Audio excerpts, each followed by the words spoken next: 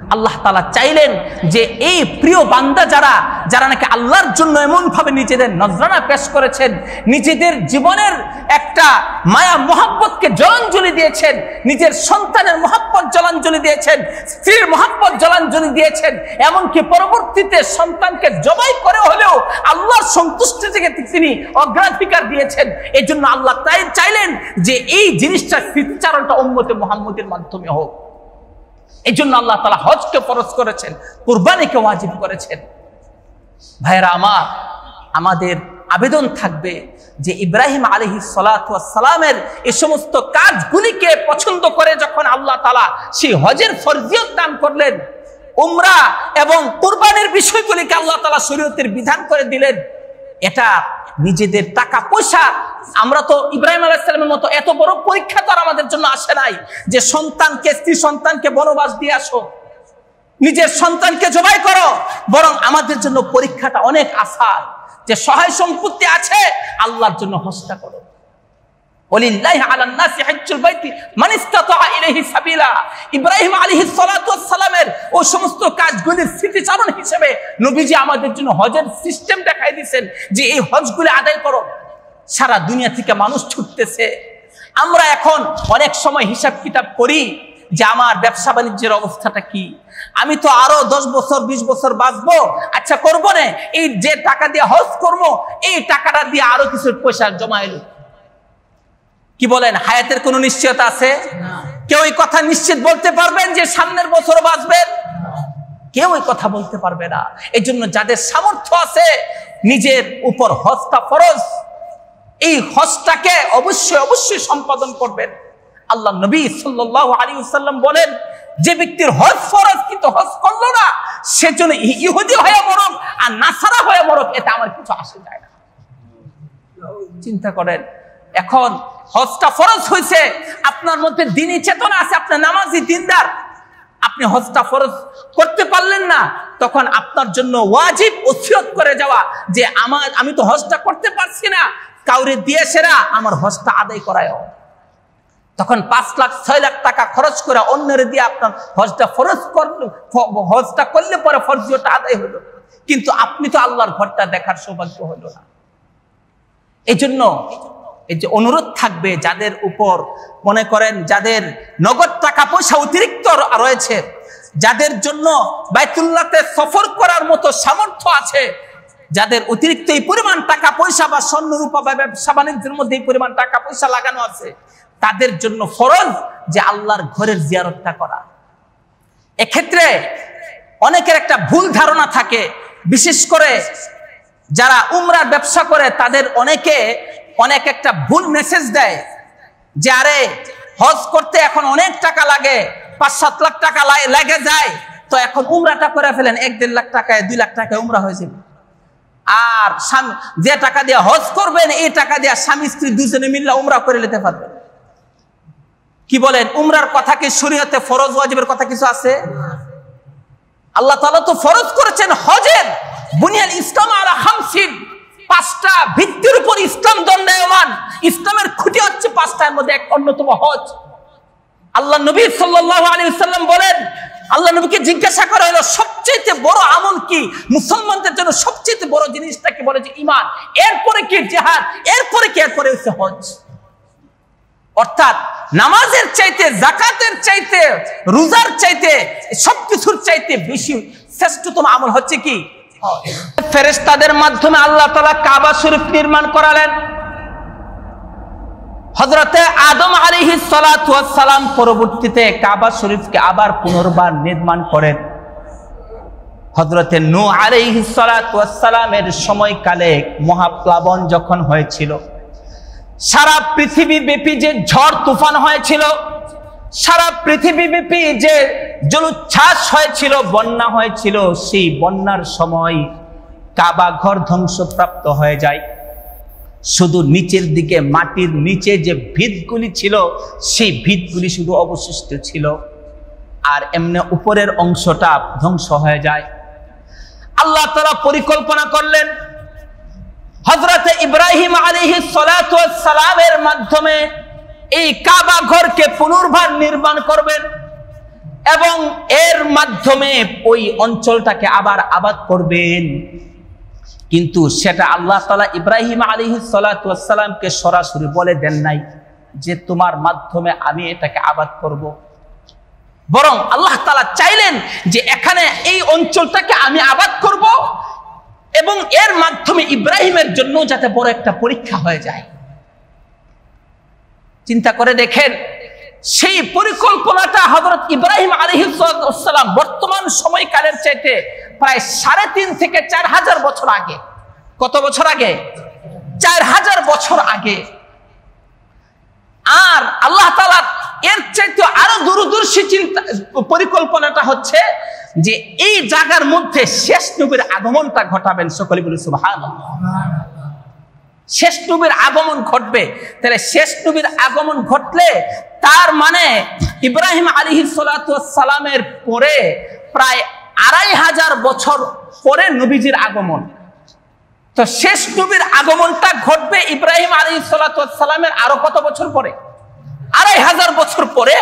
ওই পরিকল্পনা মাফিক আল্লাহ তাআলা চাইলেন যে ইব্রাহিমের সন্তান ইসমাঈল এবং হাজেরার মাধ্যমে জায়গাটা আবাদ করাবেন। আল্লাহ, আর সেটা আল্লাহ তাআলার খলিলকে অনেক বড় পরীক্ষার মাধ্যমে ইব্রাহিম আলাইহিস সালাতু ওয়াস সালাম 120 বছর হয়ে গেছে, ওনার তখনও কোনো সন্তানাদি নাই। জীবনের পরতে পরতে কঠিন পরীক্ষা, একবার আগুনে নিক্ষেপের পরীক্ষা, আরেকবার ওনার কম থেকে চলে যাওয়ার, হিজরত করার, কম থেকে ওনাকে তাড়িয়ে দেওয়ার পরীক্ষা, আরেকবার ওনার স্ত্রী জালেম বাদশার কাছে জিম্মি হয়ে যাওয়ার পরীক্ষা, অর্থাৎ ওনার স্ত্রীকে জালেম বাদশা জোর করে নিয়ে যাবে। আল্লাহ তাআলা এই পরীক্ষা থেকেও ওনাকে উত্তীর্ণ করলেন, আগুনের পরীক্ষার মধ্যে উত্তীর্ণ করলেন। তেমনি ভাবে যতগুলি পরীক্ষা আসতেছে একে একে প্রত্যেকটা পরীক্ষার মধ্যে তিনি উত্তীর্ণ হলেন। 120 বছর বয়সে আল্লাহর পক্ষ থেকে যে পরীক্ষা আসলো, আল্লাহর কাছে তিনি দোয়া করেছিলেন, আল্লাহ তোমার কাছে তো অসম্ভব কিছু নয়, তুমি তো আমার এই বয়সের মধ্যেও সন্তান দিতে পারো। আল্লাহ তাআলা ওনার মনের বাসনা পূর্ণ করলেন, ওনাকে আল্লাহ তাআলা সন্তান দিলেন। 120 বছর বয়সে আল্লাহ তাআলা সন্তান দান করলেন। উনি সন্তানের মুখ দেখে সারা জীবনের যে সন্তান পাওয়ার তৃষ্ণা ছিল সেই তৃষ্ণা মিটাইতেছেন। কি বলেন? মানুষ যখন সন্তান হয় তখন এটা তার জন্য কি দুঃখের খবর না সুখের খবর? এটা তার জন্য কত বড় খুশির খবর, কত বড় খুশির খবর। উনি সন্তানকে দেখা, আর সেই সন্তানটা যদি হয় বৃদ্ধ বয়সে 100 বছর বা 120 বছর বয়সে, তাহলে সেটা কত বড় খুশির খবর। কিন্তু আল্লাহর পক্ষ থেকে পরীক্ষা শুরু হয়ে গেল। ইব্রাহিম, তুমি তোমার এই সন্তানকে দেখা, সন্তানের মুখ দেখে তুমি মজা নিবা, সন্তানের সাথে তুমি আহ্লাদ করবা, সন্তানের সাথে তুমি স্ত্রী সন্তানের সাথে সময় কাটাইবা, এটা হবে না। তুমি একটা কাজ করো, তোমার এই সন্তানকে এবং তার মাকে, স্ত্রী সন্তান দুজনকে তুমি অমুক জায়গার মধ্যে রেখে আসো, যেখানে আমার ঘর ছিল সেখানে তুমি রেখে আসো। সেই মক্কার জনমানবহীন প্রান্তরে, সেই যেখানে মানুষের কোনো বসবাস নাই, যেখানে কোনো গাছপালা নাই, পানি নাই, পশু পাখি নাই, ওই জায়গার মধ্যে তুমি তোমার স্ত্রী সন্তানকে রেখে আসো। আল্লাহর পক্ষ থেকে আদেশ। ইব্রাহিম আলাইহিস সালাতু ওয়াস সালাম এখন ওনার অনেক বড় পরীক্ষা যে তিনি কি আল্লাহর এই আদেশটা পালন করবেন নাকি স্ত্রী সন্তানের জন্য তিনি মায়া দেখাবেন। আল্লাহর আদেশটাকে তিনি প্রাধান্য দিলেন, স্ত্রী সন্তানকে নিয়ে সফর করতে লাগলেন। সেই শত শত মাইল সফর, তখন তো কোনো বাসের ব্যবস্থা ছিল না, রেলগাড়ির ব্যবস্থা ছিল না, বিমানের ব্যবস্থা ছিল না। এক দেশ থেকে আরেক দেশের সফর, ওনার জীবনটাই কেটেছে সফরে সফরে। ওনার কি প্রাইভেট একটা এরোপ্লেন ছিল যে এরোপ্লেন দিয়ে তিনি সফর করছেন আর সহজে করে ফেলছেন? পাহাড়ে পর্বতে বনে জঙ্গলের সেই কঠিন সফর, সন্তান স্ত্রী সন্তানকে নিয়ে রওনা করলেন। আস্তে আস্তে মক্কার মধ্যে পৌঁছলেন।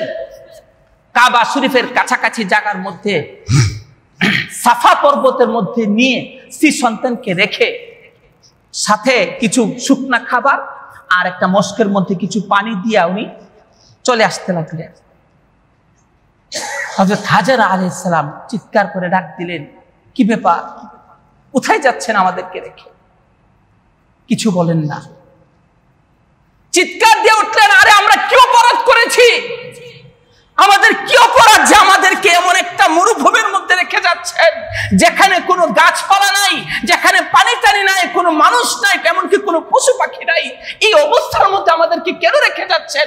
কি অপরাধে আমাদেরকে আজকে ধুকে ধুকে আমাদেরকে মরতে হবে? কিছুই বলেন না। তৃতীয়বার আবার ডাক দিলেন। তখন ওনার দিলের মধ্যে একটা কথা আসছে যে ওনার স্বামী তো কোনোদিন ওনার সাথে বিশ্বাসঘাতকতা করেন নাই, ওনার স্ত্রীর হক ছিন্ন হবে এমন কোনো আচরণ করেন নাই। উনি তো আল্লাহ তাআলার পক্ষ থেকে নির্বাচিত নবী, উনি তো কোনোদিন আমাদেরকে জুলুম করার মানসিকতা উনি পোষণ করতে পারেন না। হয়তোবা আল্লাহ তাআলাই ওনাকে এই আদেশটা করেছেন। সুবহানাল্লাহ। ওনার দিলে দিলে কথাটা আসছে। উনি জিজ্ঞাসা করলেন, আল্লাহু আমারাকা বিহাযা, প্রিয়তম স্বামী, আপনাকে কি আল্লাহ তাআলা এমন আদেশটা করেছেন? আমাদেরকে এইটা করার জন্য আল্লাহর পক্ষ থেকে কি আপনি আদেশপ্রাপ্ত? তখন তিনি মাথাটা নাড়ায় শুধু জবাব দিয়েছেন, হ্যাঁ, এটা আমার রবের নির্দেশ। তখন তিনি অকপটে দিন থেকে, এটা হযরত হাজেরার জন্য অনেক বড় পরীক্ষা ছিল। হযরত হাজেরা কি এ ব্যাপারে কি মন্তব্য করেন আল্লাহ তাআলা সেটাও দেখতে চাচ্ছিলেন। হযরত হাজেরা তখন বলে ওঠেন, ইদান লা ইউযায়্যুনা, তাহলে আমাদেরকে কেউ বিনষ্ট করবে না, আমাদেরকে ধ্বংসকারী কেউ হবে না, অর্থাৎ আমরা আল্লাহর দেওয়া নিরাপত্তার মধ্যে আমরা থাকতে পারবো। অর্থাৎ আল্লাহ তাআলাই আমাদের দেখভাল করবেন। কত বড় ভরসা, কত বড় তাওয়াক্কুল চিন্তা করছেন। শত শত মাইল ব্যাপী কোনো মানুষের চিহ্ন নাই, কোনো জনমানব নাই, কোনো গাছপালা নাই। এই অবস্থার মধ্যে আল্লাহর উপর কত বড় ভরসা। হযরত হাজেরা আলাইহিস সালাম এবং ইসমাঈল আলাইহিস সালামকে রেখে তিনি চলে আসলেন। এতদিন তো সন্তান ছিল না, কোনো শুধু স্ত্রী ছিল, একসাথে থাকার সুযোগ ছিল। আল্লাহ মনের আশা পূর্ণ করলেন, সন্তান হইল। কিন্তু এখন সন্তানও গেল, স্ত্রীও গেল, অর্থাৎ স্ত্রী সন্তান দুজনেই গেল, আমও গেল, ছালাও গেল। এতদিন তো সন্তান হয়েছিল না, স্ত্রীটা তো পাশে ছিল, কিন্তু এখন সন্তান হয়েছে, এখন স্ত্রী সন্তান দুজনেই নিজের থেকে দূরে সরে চলে গেল আল্লাহ তাআলার আদেশ পালন করার জন্য। সম্মানিত হাজিরিন, ইব্রাহিম আলাইহিস সালাতু ওয়াস সালাম সেখানে কিছুদিন পর পর, অনেক দিন পর পর সেখানে স্ত্রী সন্তানকে দেখতে আসেন, কারণ আল্লাহর নির্দেশ এখানে স্ত্রী সন্তানকে রাখতে হবে। এখন হযরতে হাজেরা আলাইহিস সালাম ওনার সন্তানকে নিয়ে, ওনার সাথে যে খাবার দাবার ছিল সেগুলিও প্রায় শেষ, পানি ছিল পানিও শেষ। এমন অবস্থায় কি করবেন? যখন পানিও শেষ, কোনো দিকেই কিছু দেখতেছেন না। হাই হাই হাই হাই, কি হবে? সন্তানকে কি খাওয়াবে? পানি নিজে পান না করতে পারলে তো নিজের থেকে দুধ আসবে না। সন্তানকে কি খাওয়াবে এমন ধরনের কোনো ব্যবস্থাও নাই। এই জন্য হযরত হাজেরা আলাইহিস সালাম সাফা থেকে নেমে খোঁজাখুঁজি করতেছিলেন, কোনো মানুষ দেখা যায় কিনা, কোনো প্রাণী দেখা যায় কিনা, কোনো পানির ব্যবস্থা আছে কিনা। হযরত হাজেরা আলাইহিস সালাম তখন নিচে নেমে খোঁজাখুঁজি করতেছিলেন। নিচে নেমে এক দৌড়ে তখন সেই মারুয়া পর্বতে যান। মারুয়া পর্বতে উঠা, মারুয়াটা একটু উঁচা, সাফা থেকে একটু নিচু নামে পরে যায়, সেটা আবার মারুয়াতে উঠতে হয়। যখন নিচু জায়গাটার মধ্যে যায় তখন সন্তানের জন্য আবার ভিতরে আনচান করতে থাকে, হাই হাই সন্তানরা জানি কি অবস্থা। এই জন্য নিচু জায়গাটার মধ্যে তিনি নেমে একটু দ্রুত দৌড়াইতেন, দ্রুত দৌড়ায় তাড়াতাড়ি আবার মারুয়াতে উঠতেন, যাতে ওই উঁচা জায়গাটা থেকে সন্তানের চেহারাটা দেখা যায়। এভাবে তিনি পানির জন্য আনচান করতেছেন, পানি পাইতেছেন না। আল্লাহ তাআলা আর সহ্য করতে পারলেন না। আল্লাহ তাআলা তখন ফেরেশতাকে পাঠিয়ে দিলেন যে যাও, আমার এই বান্দি তো আর তো সহ্য করতে পারতেছে না, এখন তার জন্য আমার সরাসরি সাহায্য প্রয়োজন, যাও তার জন্য পানির ব্যবস্থাটা করে দিয়ে আসো। তখন ফেরেশতা আয়েশা সেখানে এই জমজমের যে পানি আমরা পান করি, যে জমজমের পবিত্র পানি, যে পানি সারা দুনিয়ার মধ্যে অন্য কোনো পানির সাথে তার তুলনা হয় না, এই শ্রেষ্ঠতম পানি আল্লাহ তাআলা হযরত হাজরা আলাইহিস সালামের উসিলায় আল্লাহ ব্যবস্থা করে দিলেন। কারো বর্ণনার মধ্যে আসছে যে হযরত ইসমাঈল আলাইহিস সালাতু ওয়াস সালামের পায়ের দিক থেকে, হযরত ইসমাঈল আলাইহিস সালাম যেখানে ছিলেন ওনার পায়ের আঘাতে তখন সেখানে একটা গর্ত তৈরি হয়, সেই গর্ত থেকে পানি আসা শুরু হয়ে যায়। সম্মানিত হাজিরিন, আল্লাহ তাআলা তখন পানির ব্যবস্থা করলেন। আর পানির ব্যবস্থা যখন হচ্ছে তখন সেখানে কিছু গাছগাছালিও হচ্ছে। এক পর্যায়ে ওখানে ইতিহাসের কিতাবের মধ্যে আসছে বনু জুরহুম গোত্রের লোকেরা এই দিক দিয়ে যাচ্ছিল। তো এরা যখন দূর থেকে দেখছে যে এখানে কিছু পাখি উড়াউড়ি করতেছে, যেখানে পানি থাকে, গাছগাছালি থাকে, সেখানে পাখিরা আসে, পশু পাখিদের সেখানে আনাগোনা শুরু হয়। তখন এই লোকেরা আয়েশা যখন দেখছে যারে এখানে তো দুইটা মানুষ এখানে আছে, তো তারা এই জায়গার মধ্যেও কিছুদিন থাকতে লাগলো এবং আস্তে আস্তে তারা সেখানে বসতি করতে লাগলো। আল্লাহ তাআলা কোরআন শরীফের মধ্যে হযরত ইব্রাহিম আলাইহিস সালাতু ওয়াস সালামের এই বক্তব্যটাই তুলে ধরেছেন, বলেছেন যে আয়াত আমি তেলাওয়াত করেছি, রব্বানা ইন্নী আসকানতু মিন যুররিয়্যতি ফি বিওয়াদিন গায়রি যী যার'ইন 'ইনদা বাইতিকাল মুহাররাম রব্বানা লিয়ুকিমুস সালাহ। হে রব, আমি আমার সন্তানদেরকে এমন একটা জায়গার মধ্যে বসতি করিয়েছি যে জায়গাটা জনমানবহীন, যে জায়গাটার মধ্যে মানুষের কোনো বসতি নাই, যে জায়গাটার মধ্যে কোনো ফুল ফসল নাই, যে জায়গাটার মধ্যে মানুষের জীবন নির্বাহ করার মতো কোনো ব্যবস্থা নাই, আমি আমার সন্তানদেরকে, আমার স্ত্রী সন্তানকে আমি এমন জায়গাটার মধ্যে বসবাস করিয়েছি। রব্বানা লিয়ুকিমুস সালাহ, আল্লাহ তাআলার কাছে তিনি প্রথমে যে জিনিসটা চাইলেন, হে আল্লাহ, আমার এই সন্তানরা যাতে, যারা আমার নসল এখানে তৈরি হবে, যে বংশধারা তৈরি হবে, তারা যাতে তোমার ঘরের ইবাদতকারী, নামাজ আদায়কারী হয়ে যায়। প্রথমে করলেন আল্লাহ তারা যাতে নামাজ আদায়কারী হয়। সম্মানিত হাজিরিন, এরপরে বলতেছেন হে আল্লাহ, তাদেরকে তুমি ফুল ফসলের ব্যবস্থা করো, আল্লাহ তাদের খাবার দাবারের ব্যবস্থা করো, আল্লাহ তাদের জন্য উত্তম রিজিকের ব্যবস্থা করো, তাদের জন্য তুমি বিভিন্ন ফল ফলাদির ব্যবস্থা করো, এবং এই জায়গাটার মধ্যে যাতে সারা দুনিয়া থেকে মানুষ আসে, এই জায়গার মধ্যে, এই জায়গার প্রতি যাতে মানুষের একটা আসক্তি থাকে, মানুষের দিলটাকে তুমি এই জায়গার প্রতি আসক্ত করে দাও। এই দোয়া ইব্রাহিম আলাইহিস সালাতু ওয়াস সালাম করে গেছে। যে কারণে আজকে সারা দুনিয়ার যে জায়গার মধ্যে যে ফলই হোক না কেন, মক্কা শরীফে দেখবেন সব রকমের ফল আছে। যে কোনো ফল চান, অর্থাৎ পৃথিবীর মধ্যে যে জায়গার মধ্যে যে ফল উৎপাদন হয়, এই মক্কা শরীফের মধ্যে সব রকমের ফল ফলাদি পাওয়া যায়। ইব্রাহিম আলাইহিস সালাতু ওয়াস সালামের দোয়ার বরকত।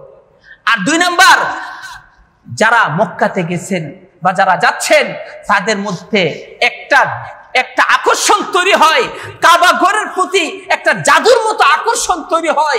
কাবা ঘরের মধ্যে আবার কখন যাব, আবার কখন দেখবো, কালো গিলাফের ঘর আবার কখন দেখতে পারবো, মনের মধ্যে এমন একটা তাড়না হয় কি হয় না? সকলের দিলের মধ্যে একটা পাগল পারা অবস্থা তৈরি হয় যে আল্লাহর ঘরটা আবার কখন দেখতে পাবো। সম্মানিত হাজিরিন, এই জন্য সারা দুনিয়া থেকে, পৃথিবীর আনাচে কানাচে থেকে লক্ষ লক্ষ মানুষরা এই ঘরের দিকে আসে।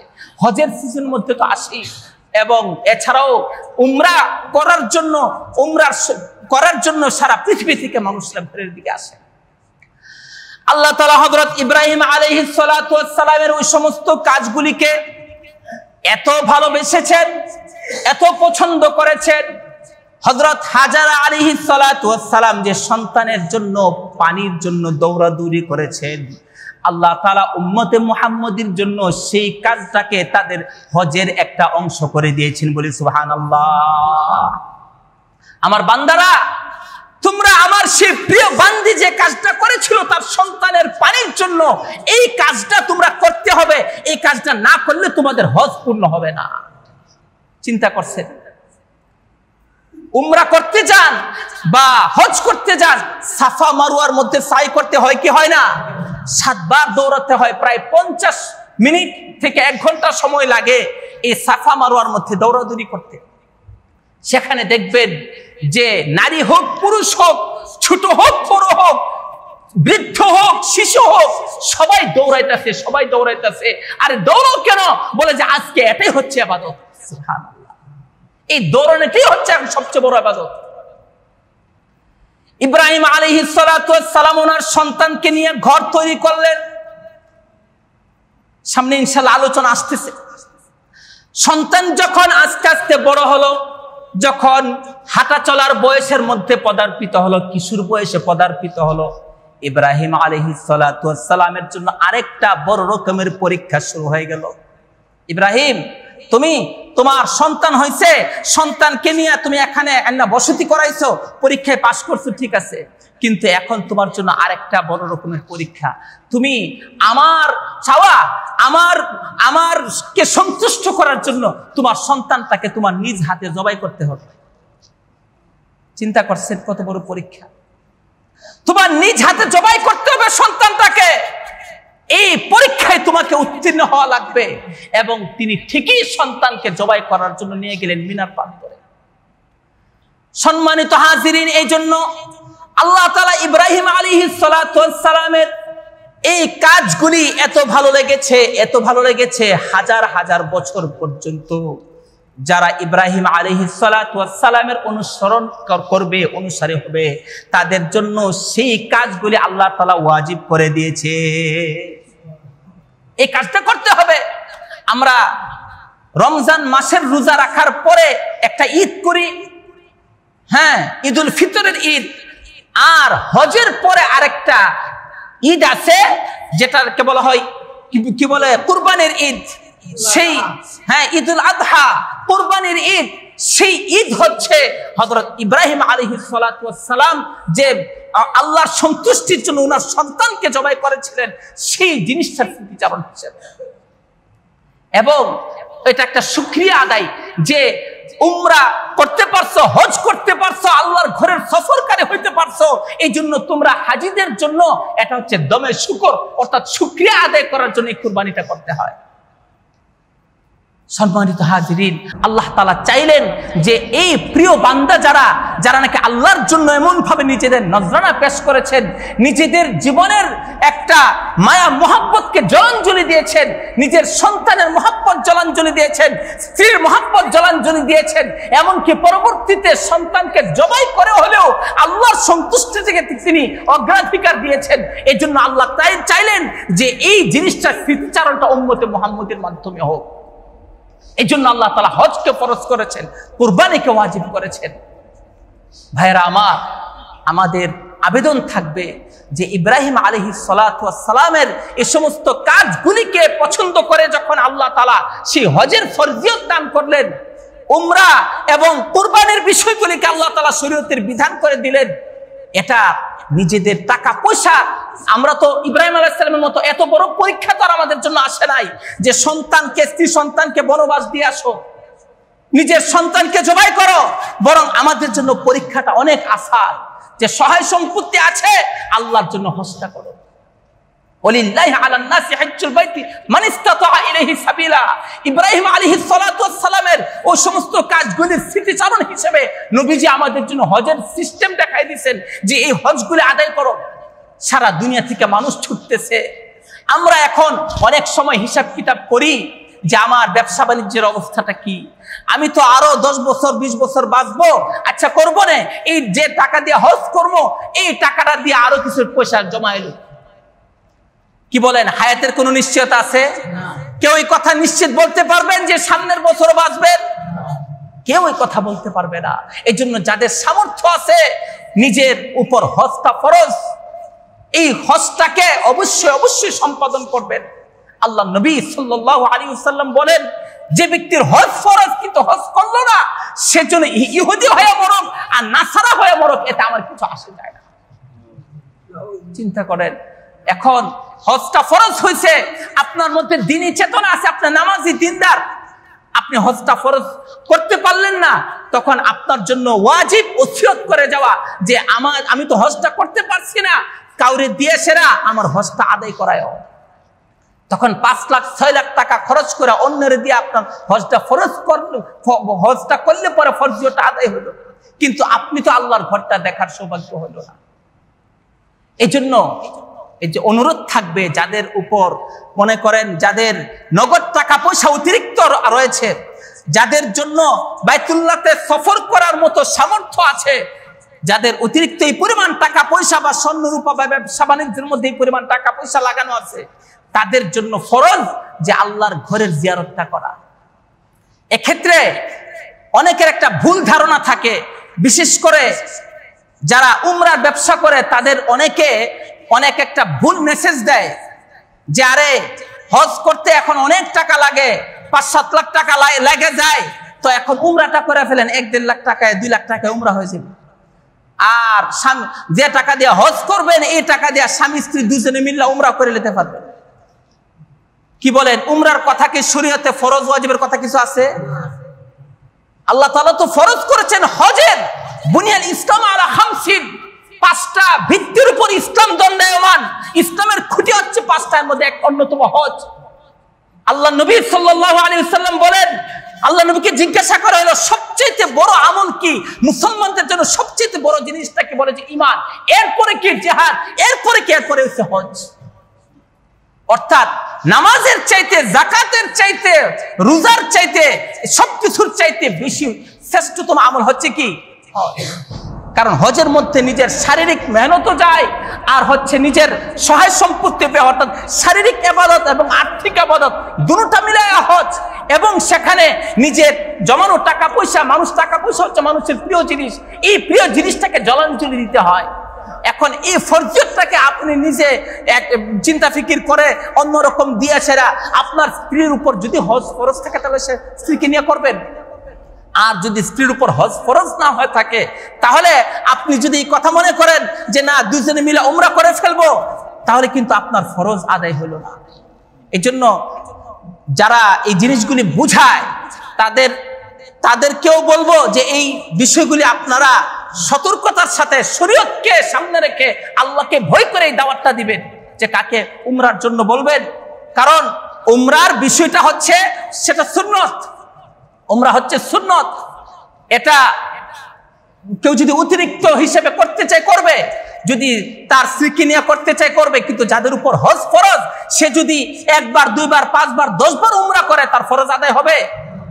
এজন্য সাবধান, নিজের মনের মধ্যে একটা আবেদন থাকতে হবে আল্লাহর জন্য, এমন একটা উৎসর্গ চিন্তা মানসিকতা থাকতে হবে।